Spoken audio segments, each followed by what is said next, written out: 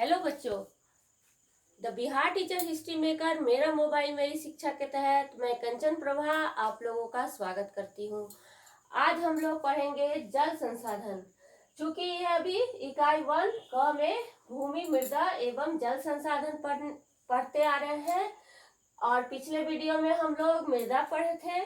अब यहाँ से अभी हम लोग जल संसाधन पढ़ेंगे। जल क्या है आप लोग को पता होगा।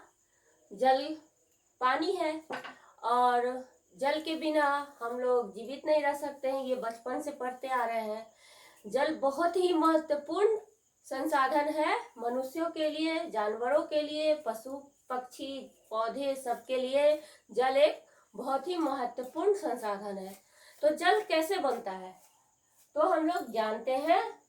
आप लोग विज्ञान में पढ़े होंगे, हाइड्रोजन के 2 अणु और ऑक्सीजन के 1 अणु मिलकर जल का निर्माण करते हैं। क्या?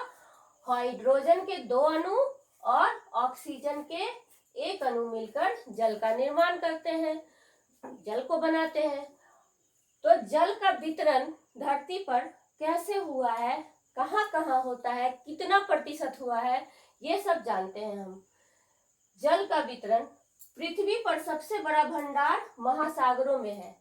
जल का सबसे बड़ा भंडार कहाँ है? महासागर में। हम जानते हैं कि धरती पर जितना भी जल है वो महासागर में सबसे ज्यादा है। कितना है वो हम आगे पढ़ेंगे। पृथ्वी पर उपलब्ध जल का 97% भाग महासागरों में पाया जाता है। देखिए 97% भाग, केवल 3% हमारे लिए है जल और धरती पर है जल केवल 3%। 97% कहाँ है? महासागर में। 2% जल बर्फ की चादर के रूप में मिलते हैं। जहाँ बर्फ के पहाड़ मिलते हैं वहां पर 2% जल वो बर्फ को बनाए हुए हैं, तो 2% उधर चले गए। अब केवल 1% जल नदियों, झीलों, तालाबों एवं भूमि के नीचे पाया जाता है, जो हमारे लिए भी पीने योग्य होता है।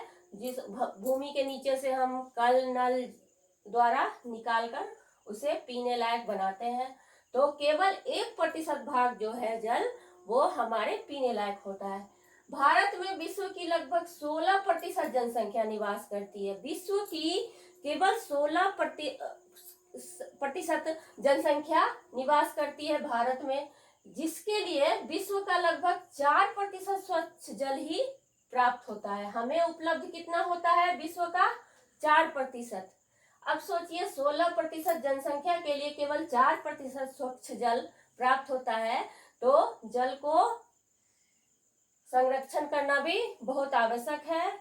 जल की हम लोगों को संरक्षण करना चाहिए, जल को बर्बाद नहीं करना चाहिए। अब यहाँ पे जल का वितरण प्रतिशत द्वारा दिया गया है। इसमें आप लोग इसको ध्यान से देख लीजिए।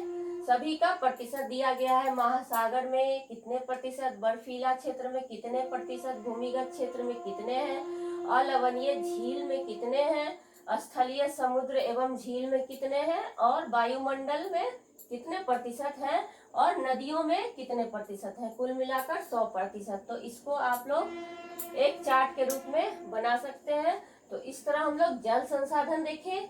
कल जल के बारे में ही कुछ और बातें होगी। तब तक के लिए बाय बाय।